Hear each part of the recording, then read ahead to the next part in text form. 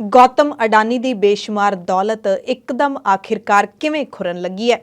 ਦੁਨੀਆ ਦੇ ਤੀਜੇ ਸਭ ਤੋਂ ਅਮੀਰ ਵਿਅਕਤੀ ਦਾ ਸਾਮਰਾਜ ਆਖਿਰਕਾਰ ਕਿਵੇਂ ਟੁੱਟਦਾ ਜਾ ਰਿਹਾ ਹੈ ਤੇ ਕਿਵੇਂ ਉਸ ਅਮੀਰ ਸਾਮਰਾਜ ਦੀਆਂ ਚੀਕਾਂ ਨਿਕਲ ਗਈਆਂ ਨੇ, ਸਾਮਰਾਜ ਹਿੱਲ ਗਿਆ ਹੈ। ਸਤਿ ਸ਼੍ਰੀ ਅਕਾਲ ਜੀ ਦਾ ਖਾਲਸ ਟੀਵੀ ਦੇਖਣ ਵਾਲੇ ਦੇਸ਼ ਦੁਨੀਆ ਦੇ ਸਾਡੇ ਸਾਰੇ ਦਰਸ਼ਕਾਂ ਦਾ ਸਵਾਗਤ ਹੈ। ਇਸ ਖਾਸ ਰਿਪੋਰਟ ਦੇ ਵਿੱਚ ਅੱਜ ਅਸੀਂ ਤੁਹਾਨੂੰ ਦੱਸਾਂਗੇ ਕਿ ਦੁਨੀਆ ਦਾ ਤੀਸਰਾ ਸਭ ਤੋਂ ਅਮੀਰ ਵਿਅਕਤੀ ਅੱਜ ਆਖਿਰਕਾਰ 20 ਤੋਂ ਵੀ ਹੇਠਲੇ ਸਥਾਨ ਤੇ ਕਿਵੇਂ ਆ ਗਿਆ ਹੈ। ਸਰਕਾਰੀ ਮਿੱਤਰ ਜਿਸ ਨੂੰ ਕਿਹਾ ਜਾਂਦਾ ਹੈ ਉਹਦੇ ਨਾਲ ਆਖਿਰਕਾਰ ਕੀ ਵਾਪਰਿਆ। ਹਿੰਡਨਬਰਗ ਦੀ ਰਿਪੋਰਟ ਦੇ ਵਿੱਚ ਇਹੋ ਜਿਹਾ ਕੀ ਲਿਖਿਆ ਸੀ ਕਿ ਅਡਾਨੀ ਦੀ ਦੌਲਤ ਪਲਾਂ ਦੇ ਵਿੱਚ ਹੀ ਖੁਰਨ ਲੱਗੀ ਹੈ, ਮਿੱਟੀ ਬਣ ਗਈ ਹੈ। ਇਸ ਖਾਸ ਰਿਪੋਰਟ 'ਚ ਅਸੀਂ ਤੁਹਾਨੂੰ ਦੱਸਦੇ ਹਾਂ। हर्षद मेहता 4000 करोड़, केतल पारेख 40,000 करोड़, हिमायन योगी 50 तो 75,000 करोड़, कारवाई 2300 करोड़, यूटीआई 1800 करोड़।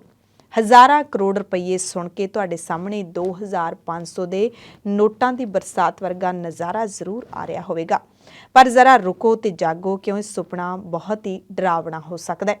ਇਹ ਹਜ਼ਾਰਾਂ ਕਰੋੜਾਂ ਵਾਲੇ ਅਮੀਰ ਨਹੀਂ ਬਲਕਿ 5 ਫਰਾਡੀਆਂ ਦੀ ਸੂਚੀ ਹੈ ਜਿਨ੍ਹਾਂ ਨੇ ਆਪਣੇ ਸ਼ਾਤਰ ਦਿਮਾਗ ਦੇ ਨਾਲ 31 ਸਾਲਾਂ ਦੇ ਵਿੱਚ ਭਾਰਤੀ ਸ਼ੇਅਰ ਬਾਜ਼ਾਰ ਨੂੰ ਆਪਣੀਆਂ ਉਂਗਲਾਂ ਤੇ ਨਚਾਇਆ ਤੇ ਜਦੋਂ ਖੁਲਾਸਾ ਹੋਇਆ ਤਾਂ ਸਭ ਕੁਝ ਲੁੱਟਿਆ ਜਾ ਚੁੱਕਿਆ ਸੀ। ਇਹਨਾਂ ਦੀ ਲਿਸਟ ਵਿੱਚ ਇੱਕ ਹੋਰ ਨਾਮ ਵੀ ਜੁੜ ਸਕਦਾ ਹੈ, ਉਹ ਹੈ ਅਡਾਨੀ ਦਾ ਨਾਮ, ਅਡਾਨੀ ਦੇ ਗਰੁੱਪ ਦਾ ਨਾਮ।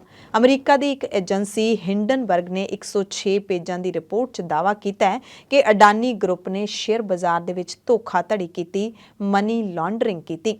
ਇਸ ਖਬਰ ਦੇ 9ਵੇਂ ਦਿਨ ਤੱਕ ਦੁਨੀਆ ਦੇ ਤੀਜੇ ਨੰਬਰ ਤੇ ਸਭ ਤੋਂ ਅਮੀਰ ਆਦਮੀ ਗੌਤਮ ਅਡਾਨੀ ਹੁਣ 20 ਅਮੀਰਾਂ ਦੀ ਲਿਸਟ 'ਚੋਂ ਵੀ ਬਾਹਰ ਨਿਕਲ ਗਏ ਨੇ ਤੇ 22ਵੇਂ ਨੰਬਰ ਤੋਂ ਵੀ ਹੇਠਾਂ ਪਹੁੰਚ ਗਏ ਨੇ।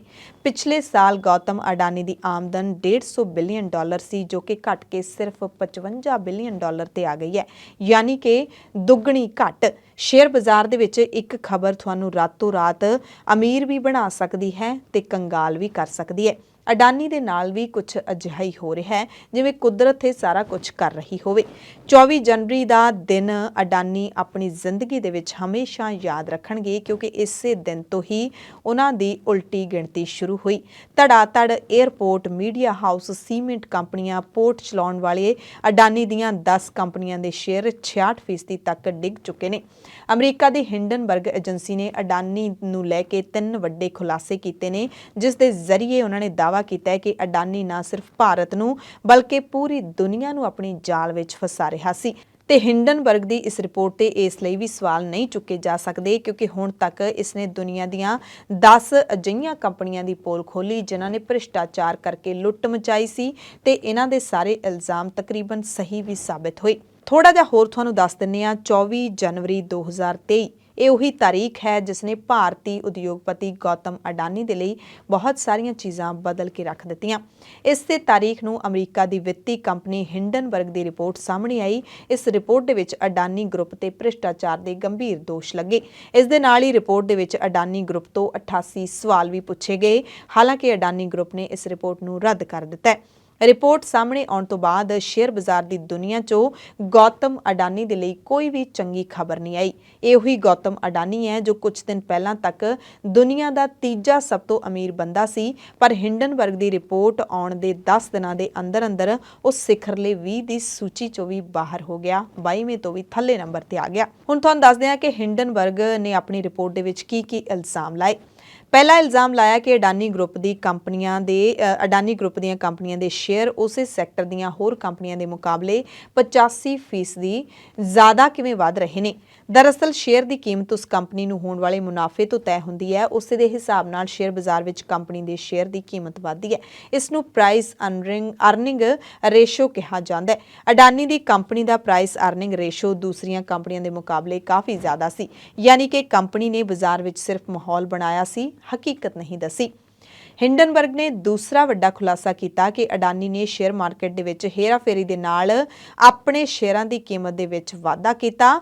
ਇਹ ਵੀ ਸੁਣ ਲਓ ਕਿ ਕਿਵੇਂ ਮੌਰੀਸ਼ੀਅਸ ਅਤੇ ਦੂਸਰੇ ਦੇਸ਼ਾਂ ਦੀਆਂ ਕੰਪਨੀਆਂ ਵਿੱਚ ਭਾਰਤ ਦਾ ਪੈਸਾ ਲਗਾਇਆ ਤੇ ਫਿਰ ਉਹਨਾਂ ਕੰਪਨੀਆਂ ਨੂੰ ਅਡਾਨੀ ਗਰੁੱਪ ਦੇ ਸ਼ੇਅਰ ਖਰੀਦਣ ਲਈ ਕਿਹਾ, ਯਾਨੀ ਕਿ ਪੈਸਾ ਘੁੰਮ ਕੇ ਵਾਪਸ ਆ ਗਿਆ। ਸ਼ੇਅਰ ਦੀ ਕੀਮਤ ਵਧਣ ਨਾਲ ਲੋਕਾਂ ਨੇ ਅਡਾਨੀ ਗਰੁੱਪ ਦੇ ਸ਼ੇਅਰ ਖਰੀਦਣੇ ਸ਼ੁਰੂ ਕਰ ਦਿੱਤੇ ਅਤੇ ਰਾਤੋਂ ਰਾਤ ਕੰਪਨੀ ਹੈ ਜਿਹੜੀ ਉਹ ਸ਼ੇਅਰ ਬਾਜ਼ਾਰ ਦੀ ਸਿਕੰਦਰ ਬਣ ਗਈ।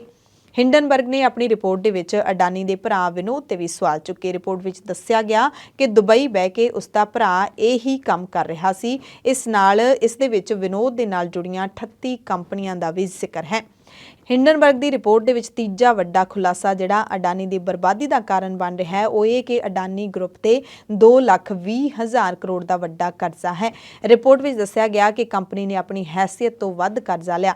ਅਡਾਨੀ ਗਰੁੱਪ ਦੀਆਂ ਕਈ ਕੰਪਨੀਆਂ ਨੇ ਤਾਂ ਆਪਣੇ ਸ਼ੇਅਰ ਗਿਰਵੀ ਰੱਖ ਕੇ ਕਰਜ਼ਾ ਲਿਆ। ਅਡਾਨੀ ਨੇ ਲੰਘੇ ਦਿਨੀ ACC ਅੰਬੂਜਾ ਕੰਪਨੀ ਨੂੰ ਖਰੀਦਣ ਦੇ ਲਈ ਕਰਜ਼ਾ ਲਿਆ। ਅਜਿਹੇ ਵਿੱਚ ਬੈਂਕਾਂ ਕੋਲ ਵਸੂਲਣ ਦੇ ਲਈ ਅਡਾਨੀ ਦੇ ਸ਼ੇਅਰਾਂ ਤੋਂ ਇਲਾਵਾ ਕੁਝ ਵੀ ਨਹੀਂ ਹੈ, ਯਾਨੀ ਕਿ ਸ਼ੇਅਰ ਖਰੀਦਣਾ ਉਹਨਾਂ ਦੀ ਮਜਬੂਰੀ ਬਣ ਜਾਣੀ ਸੀ। ਇਸ ਰਿਪੋਰਟ ਤੋਂ ਬਾਅਦ ਤਕਰੀਬਨ 400 ਸਫ਼ਿਆਂ ਦੇ ਨਾਲ ਅਡਾਨੀ ਦੀ ਕੰਪਨੀ ਨੇ ਸਫਾਈ ਦਿੰਦੇ ਹੋਏ ਇਸ ਨੂੰ ਭਾਰਤ ਤੇ ਹਮਲਾ ਦੱਸਿਆ। ਕਿਹਾ ਕਿ ਭਾਰਤੀ ਅਰਥਚਾਰੇ ਤੋਂ ਚਿੜ ਕੇ ਇਹ ਰਿਪੋਰਟ ਹਿੰਡਨਬਰਗ ਦੀ ਤਿਆਰ ਕੀਤੀ ਗਈ ਹੈ। ਅਡਾਨੀ ਦੇ ਇਸ ਇਲਜ਼ਾਮ ਦਾ ਜਵਾਬ ਵੀ ਹਿੰਡਨਬਰਗ ਨੇ ਕੁਝ ਹੀ ਮਿੰਟਾਂ ਵਿੱਚ ਦੇ ਦਿੱਤਾ। ਉਹਨਾਂ ਕਿਹਾ ਕਿ ਰਾਸ਼ਟਰਵਾਦ ਦੇ ਪਿੱਛੇ ਲੁਕ ਕੇ ਅਡਾਨੀ ਆਪਣੀ ਧੋਖਾਧੜੀ ਤੋਂ ਬਚ ਨਹੀਂ ਸਕਦਾ। ਯਾਨੀ ਕਿ ਹਿੰਡਨਬਰਗ ਦੀ ਰਿਪੋਰਟ ਦਾਅਵਾ ਕਰ ਰਹੀ ਹੈ, ਠੋਕ ਕੇ ਦਾਅਵਾ ਕਰ ਰਹੀ ਹੈ ਕਿ ਅਡਾਨੀ ਧੋਖੇਬਾਜ਼ ਹੈ। ਹਿੰਡਨਬਰਗ ਨੇ ਅਡਾਨੀ ਤੋਂ ਪਹਿਲਾਂ 2020 ਦੇ ਵਿੱਚ ਅਮਰੀਕਾ ਦੀ ਇੱਕ ਇਲੈਕਟ੍ਰਿਕ ਟਰੱਕ ਕੰਪਨੀ ਦੀ ਜਾਂਚ ਕੀਤੀ ਸੀ, ਜਿਸ ਤੋਂ ਬਾਅਦ ਉਹ ਕੰਪਨੀ ਪੂਰੀ ਤਰ੍ਹਾਂ ਦੇ ਨਾਲ ਬਰਬਾਦ ਹੋ ਗਈ। ਹਿੰਡਨਬਰਗ ਦੀ ਰਿਪੋਰਟ ਸਹੀ ਸਾਬਿਤ ਹੋਈ। ਕੰਪਨੀ ਦੇ 80% ਸ਼ੇਅਰ ਟੁੱਟ ਗਏ। ਨਿਕੋਲਾ ਕੰਪਨੀ ਨੇ ਅਮਰੀਕਾ ਦੀ ਸ਼ੇਅਰ ਮਾਰਕੀਟ ਵਿੱਚ ਗੱਡੀਆਂ ਤੇ ਕੰਪਨੀ ਬਾਰੇ ਨਿਵੇਸ਼ਕਾਂ ਨੂੰ ਗਲਤ ਜਾਣਕਾਰੀ ਦਿੱਤੀ ਸੀ, ਜਿਸ ਤੋਂ ਬਾਅਦ ਨਿਕੋਲਾ ਕੰਪਨੀ ਤੇ 1,000 ਕਰੋੜ ਦਾ ਜੁਰਮਾਨਾ ਲੱਗਿਆ ਸੀ ਤੇ ਹੁਣ ਇਸ ਕੰਪਨੀ ਦੀ 277 ਲੱਖ ਕਰੋੜ ਤੋਂ ਵੈਲਿਊ 11,000 ਕਰੋੜ ਤੇ ਆ ਗਈ ਹੈ। ਹੁਣ ਤੁਹਾਨੂੰ ਪਤਾ ਲੱਗ ਹੀ ਚੁੱਕਿਆ ਹੋਏਗਾ ਕਿ ਹਿੰਡਨਬਰਗ ਦੀ ਤਾਕਤ ਕੀ ਹੈ। ਤੁਹਾਡੇ ਸਾਹਮਣੇ ਹੈ ਕਿ ਅਡਾਨੀ ਹੁਣ ਚਾਰੇ ਪਾਸਿਆਂ ਤੋਂ ਘਿਰ ਚੁੱਕੇ ਨੇ। ਪਾਰਲੀਮੈਂਟ ਦੇ ਵਿੱਚ ਵਿਰੋਧੀ ਧਿਰ JPC ਯਾਨੀ ਕਿ ਜੁਆਇੰਟ ਪਾਰਲੀਮੈਂਟਰੀ ਕਮੇਟੀ ਅਤੇ ਸੁਪਰੀਮ ਕੋਰਟ ਤੋਂ ਜਾਂਚ ਦੀ ਮੰਗ ਕਰ ਰਹੀਆਂ ਨੇ। ਲੋਕ ਸਭਾ ਤੇ ਰਾਜ ਸਭਾ 'ਚ ਹੰਗਾਮੇ ਹੋ ਰਹੇ ਨੇ ਇਸੇ ਮੁੱਦੇ ਨੂੰ ਲੈ ਕੇ, ਪਰ ਮੋਦੀ ਸਰਕਾਰ ਚੁੱਪ ਹੈ। ਹਾਲਾਂਕਿ ਵਿੱਤ ਮੰਤਰੀ ਨਿਰਮਲਾ ਸੀਤਾਰਮਨ ਨੇ ਜ਼ਰੂਰ ਬਿਆਨ ਦਿੱਤਾ ਹੈ ਸ਼ਨੀਚਰਵਾਰ ਨੂੰ ਕਿ ਇਹ ਜਿਹੜਾ ਸਾਰਾ ਮੁੱਦਾ ਹੈ ਇਸ ਤੇ ਸਰਕਾਰ ਦਾ ਕੋਈ ਦਬਾਅ ਨਹੀਂ ਹੈ, ਇਹ ਰੈਗੂਲੇਟਰਾਂ ਦਾ ਕੰਮ ਹੈ ਤੇ ਉਹ ਆਪਣਾ ਕੰਮ ਕਰਨਗੇ। ਵਿਰੋਧੀ ਅਕਸਰ ਕੇਂਦਰ ਦੀ BJP ਸਰਕਾਰ ਨੂੰ ਅਡਾਨੀ ਦੀ ਸਰਕਾਰ ਕਹਿ ਕੇ ਤੰਜ ਕੱਸਦੇ ਰਹਿੰਦੇ ਨੇ। ਕੇਂਦਰ ਨੂੰ ਵੀ ਇਸ ਦੀ ਸੰਜੀਦਗੀ ਦਾ ਅਹਿਸਾਸ ਹੈ, ਇਸ ਲਈ ਸਰਕਾਰ ਦੇ ਕਿਸੇ ਵੀ ਮੰਤਰੀ ਨੇ ਹਿੰਡਨਬਰਗ ਦੀ ਰਿਪੋਰਟ ਨੂੰ ਖਾਰਜ ਨਹੀਂ ਕੀਤਾ। ਅਡਾਨੀ ਨੇ ਇਸ ਰਿਪੋਰਟ ਤੋਂ ਬਚਣ ਦੇ ਲਈ ਰਾਸ਼ਟਰਵਾਦ ਦਾ ਦਾਅ ਖੇਡਣ ਦੀ ਕੋਸ਼ਿਸ਼ ਕੀਤੀ ਸੀ, ਪਰ ਮੋਦੀ ਸਰਕਾਰ ਦੇ ਵੱਲੋਂ ਕੋਈ ਵੀ ਹੁੰਗਾਰਾ ਨਹੀਂ ਮਿਲਿਆ। ਸ਼ਾਇਦ ਸਰਕਾਰ ਵੀ ਸਮਝ ਚੁੱਕੀ ਹੈ, ਇਸ ਲਈ RBI ਨੇ ਸਾਰੇ ਬੈਂਕਾਂ ਦੇ ਕੋਲੋਂ ਅਡਾਨੀ ਦੀਆਂ ਕੰਪਨੀਆਂ ਨੂੰ ਦਿੱਤੇ ਕਰਜ਼ੇ ਦਾ ਬਿਊਰਾ ਮੰਗ ਲਿਆ ਹੈ। ਸਭ ਤੋਂ ਜ਼ਿਆਦਾ ਖਤਰਾ ਦੇਸ਼ ਦੇ ਸਭ ਤੋਂ ਵੱਡੇ ਸਰਕਾਰੀ ਬੈਂਕ SBI ਨੂੰ ਲੈ ਕੇ ਹੈ। ਸਟੇਟ ਬੈਂਕ ਆਫ ਇੰਡੀਆ ਨੇ ਅਡਾਨੀ ਗਰੁੱਪ ਨੂੰ 138,000 ਕਰੋੜ ਦਾ ਲੋਨ ਦਿੱਤਾ ਹੈ। LIC ਨੇ ਪਿਛਲੇ ਸਾਲ ਅਡਾਨੀ ਗਰੁੱਪ ਦੇ ਵਿੱਚ 30,127 ਕਰੋੜ ਦਾ ਨਿਵੇਸ਼ ਕੀਤਾ ਸੀ। ਹਿੰਡਨਬਰਗ ਦੀ ਰਿਪੋਰਟ ਆਉਣ ਤੋਂ ਬਾਅਦ LIC ਗਰੁੱਪ ਨੂੰ 81,000 ਕਰੋੜ ਦਾ ਮੁਨਾਫਾ ਸੀ, ਜੋ ਹੁਣ ਘਟ ਕੇ 43,000 ਕਰੋੜ ਦਾ ਰਹਿ ਗਿਆ, ਯਾਨੀ ਕਿ 9 ਦਿਨਾਂ ਦੇ ਅੰਦਰ ਅੱਧਾ ਰਹਿ ਗਿਆ। ਅਡਾਨੀ ਗਰੁੱਪ ਦੀ ਖਬਰ ਦੇ ਨਾਲ SBI ਅਤੇ LIC ਦੇ ਸ਼ੇਅਰ ਲਗਾਤਾਰ ਡਿੱਗਦੇ ਜਾ ਰਹੇ ਨੇ। ਹੁਣ ਤੁਹਾਨੂੰ ਜਲਦੀ ਦੇ ਨਾਲ ਦੱਸ ਦਿੰਦੇ ਹਾਂ ਕਿ ਆਖਿਰਕਾਰ ਹਿੰਡਨਬਰਗ ਦਾ ਮਾਲਿਕ ਕੌਣ ਹੈ ਤੇ ਉਸਨੇ ਕਿਸ ਮਕਸਦ ਦੇ ਨਾਲ ਇਹ ਖੁਲਾਸਾ ਕੀਤਾ। ਨਾਥਨ ਐਂਡਰਸਨ ਨਾਂ ਦੇ ਅਮਰੀਕੀ ਸ਼ਖਸ ਨੇ ਕਨੈਕਟੀਕਟ ਯੂਨੀਵਰਸਿਟੀ ਤੋਂ ਇੰਟਰਨੈਸ਼ਨਲ ਬਿਜ਼ਨਸ ਵਿਸ਼ੇ ਤੇ ਗ੍ਰੈਜੂਏਸ਼ਨ ਕੀਤੀ। ਫਿਰ ਉਸਨੇ ਡੇਟਾ ਰਿਸਰਚ ਕੰਪਨੀ ਦੇ ਵਿੱਚ ਨੌਕਰੀ ਕੀਤੀ। ਇੱਥੇ ਉਹ ਪੈਸੇ ਦੇ ਨਿਵੇਸ਼ ਮੈਨੇਜਮੈਂਟ ਦੇ ਨਾਲ ਜੁੜਿਆ। ਨੌਕਰੀ ਦੌਰਾਨ ਐਂਡਰਸਨ ਨੇ ਡੇਟਾ ਅਤੇ ਸ਼ੇਅਰ ਬਾਜ਼ਾਰ ਦੀਆਂ ਬਰੀਕੀਆਂ ਨੂੰ ਸਮਝਿਆ। ਉਸ ਨੂੰ ਅੰਦਾਜ਼ਾ ਹੋ ਗਿਆ ਕਿ ਸ਼ੇਅਰ ਬਾਜ਼ਾਰ ਦੁਨੀਆ ਦੇ ਪੂੰਜੀਪਤੀਆਂ ਦਾ ਸਭ ਤੋਂ ਵੱਡਾ ਅੱਡਾ ਹੈ। ਇਸ ਦੇ ਵਿੱਚ ਕਾਫੀ ਕੁਝ ਅਜਿਹਾ ਹੁੰਦਾ ਹੈ ਜੋ ਆਮ ਲੋਕਾਂ ਨੂੰ ਸਮਝ ਹੀ ਨਹੀਂ ਆਉਂਦਾ। ਇਸ ਤੋਂ ਬਾਅਦ ਖੋਜ ਦੇ ਲਈ 2017 ਦੇ ਵਿੱਚ ਐਂਡਰਸਨ ਨੇ ਹਿੰਡਨਬਰਗ ਨਾਂ ਦੀ ਕੰਪਨੀ ਖੋਲ੍ਹੀ। ਇਸ ਕੰਪਨੀ ਦਾ ਕੰਮ ਹੈ ਸ਼ੇਅਰ ਮਾਰਕੀਟ ਦੀ ਖੋਜ ਕਰਨਾ। ਕੰਪਨੀ ਇਹ ਪਤਾ ਲਾਉਂਦੀ ਹੈ ਕਿ ਸ਼ੇਅਰ ਮਾਰਕੀਟ ਵਿੱਚ ਕਿਧਰੇ ਗਲਤ ਤਰੀਕੇ ਦੇ ਨਾਲ ਹੇਰਾਫੇਰੀ ਤਾਂ ਨਹੀਂ ਹੋ ਰਹੀ। ਵੱਡੀਆਂ ਕੰਪਨੀਆਂ ਅਕਾਊਂਟ ਦੇ ਨਾਲ ਛੇੜਖਾਨੀ ਕਰਕੇ ਲੋਕਾਂ ਨੂੰ ਲੁੱਟ ਤਾਂ ਨਹੀਂ ਰਹੀਆਂ। ਕੋਈ ਕੰਪਨੀ ਆਪਣੇ ਫਾਇਦੇ ਦੇ ਲਈ ਸ਼ੇਅਰ ਮਾਰਕੀਟ ਵਿੱਚ ਦੂਸਰੀਆਂ ਕੰਪਨੀਆਂ ਦੇ ਸ਼ੇਅਰ ਨੂੰ ਨੁਕਸਾਨ ਤਾਂ ਨਹੀਂ ਪਹੁੰਚਾ ਰਹੀ। ਇਸ ਤਰ੍ਹਾਂ ਰਿਸਰਚ ਕਰਕੇ ਹਿੰਡਨਬਰਗ ਕੰਪਨੀ ਇੱਕ ਰਿਪੋਰਟ ਪਬਲਿਸ਼ ਕਰਦੀ ਹੈ। ਕੰਪਨੀ ਦੀ ਰਿਪੋਰਟ ਦੁਨੀਆ ਭਰ ਦੇ ਸ਼ੇਅਰ ਬਾਜ਼ਾਰਾਂ ਤੇ ਵੱਡਾ ਅਸਰ ਪਾਉਂਦੀ ਹੈ। ਹੁਣ ਤੱਕ 9 ਕੰਪਨੀਆਂ ਤੇ ਹਿੰਡਨਬਰਗ ਆਪਣੀ ਰਿਪੋਰਟ ਪੇਸ਼ ਕਰ ਚੁੱਕਿਆ ਹੈ। ਇਹ ਸਾਰੀਆਂ ਦੀਆਂ ਸਾਰੀਆਂ ਬਰਬਾਦ ਹੋ ਚੁੱਕੀਆਂ ਨੇ। 10ਵੇਂ ਨੰਬਰ ਤੇ ਅਡਾਨੀ ਗਰੁੱਪ ਦੀ ਰਿਪੋਰਟ ਇਸ ਕੰਪਨੀ ਦੇ ਵੱਲੋਂ ਪੇਸ਼ ਪੇਸ਼ ਕੀਤੀ ਗਈ ਹੈ, ਜਿਸ ਨੂੰ ਹਿੰਡਨਬਰਗ ਰਿਪੋਰਟ ਕਿਹਾ ਜਾ ਰਿਹਾ ਹੈ। ਤੇ ਅਡਾਨੀ ਹੁਣ ਬਰਬਾਦੀ ਤੋਂ ਬਚੂਗਾ ਜਾਂ ਨਹੀਂ, ਇਹ ਤਾਂ ਆਉਂਦੇ ਦਿਨਾਂ ਦੇ ਵਿੱਚ ਹੀ ਪਤਾ ਲੱਗੂਗਾ, ਪਰ ਇਸ ਰਿਪੋਰਟ ਨੇ ਤਹਿਲਕਾ ਮਚਾ ਦਿੱਤਾ ਹੈ। ਇਹ ਕੰਪਨੀ ਆਪਣੀ ਰਿਪੋਰਟ ਕਿਵੇਂ ਤਿਆਰ ਕਰਦੀ ਹੈ, ਇਸ ਦੀ ਜਾਣਕਾਰੀ ਕੰਪਨੀ ਦੀ ਵੈਬਸਾਈਟ ਤੇ ਮੌਜੂਦ ਹੈ। ਕੰਪਨੀ ਦਾ ਕਹਿਣਾ ਹੈ ਕਿ ਜਿਸ ਆਧਾਰ ਤੇ ਉਹ ਰਿਪੋਰਟ ਬਣਾਉਂਦੀ ਹੈ ਉਹ ਬਹੁਤ ਮੁਸ਼ਕਿਲ ਹੁੰਦੀ ਹੈ, ਬਹੁਤ ਹੀ ਜ਼ਿਆਦਾ ਵੱਡੀ ਰਿਸਰਚ, ਸਾਲਾਂ ਦੀ ਰਿਸਰਚ ਦੇ ਨਾਲ ਇਹ ਰਿਪੋਰਟ ਤਿਆਰ ਕੀਤੀ ਜਾਂਦੀ ਹੈ। ਕੰਪਨੀ ਕੁਝ ਤਰੀਕੇ ਅਪਣਾਉਂਦੀ ਹੈ ਨਿਵੇਸ਼ ਦੇ ਫੈਸਲੇ ਲੈਣ ਲਈ। ਵਿਸ਼ਲੇਸ਼ਣ ਨੂੰ ਆਧਾਰ ਬਣਾਉਂਦੇ ਨੇ, ਇਨਵੈਸਟੀਗੇਟਿਵ ਰਿਸਰਚ ਕਰਦੇ ਨੇ, ਸੂਤਰਾਂ ਤੋਂ ਮਿਲੀ ਗੁਪਤ ਸੂਚਨਾ ਤੇ ਵੀ ਇਹ ਰਿਸਰਚ ਕਰਦੇ ਨੇ। ਹਿੰਡਨਬਰਗ ਦਾ ਕਹਿਣਾ ਹੈ ਕਿ ਉਸ ਕੋਲ ਨਿਵੇਸ਼ ਸੰਬੰਧੀ ਦਹਾਕਿਆਂ ਦਾ ਤਜਰਬਾ ਹੈ। ਕੰਪਨੀ ਦੀ ਵੈਬਸਾਈਟ ਦਾਅਵਾ ਕਰਦੀ ਹੈ ਕਿ ਹਿੰਡਨਬਰਗ ਰਿਸਰਚ ਕੰਪਨੀ ਨੇ ਆਪਣੀਆਂ ਰਿਪੋਰਟਾਂ ਅਤੇ ਦੂਸਰੀ ਤਰ੍ਹਾਂ ਦੀਆਂ ਕਾਰਵਾਈਆਂ ਦੇ ਨਾਲ ਪਹਿਲਾਂ ਵੀ ਕੰਪਨੀਆਂ ਦੇ ਸ਼ੇਅਰ ਹੇਠਾਂ ਡੇਗੇ ਨੇ ਤੇ ਉਹ ਸੱਚ ਸਾਬਿਤ ਹੋਏ ਨੇ।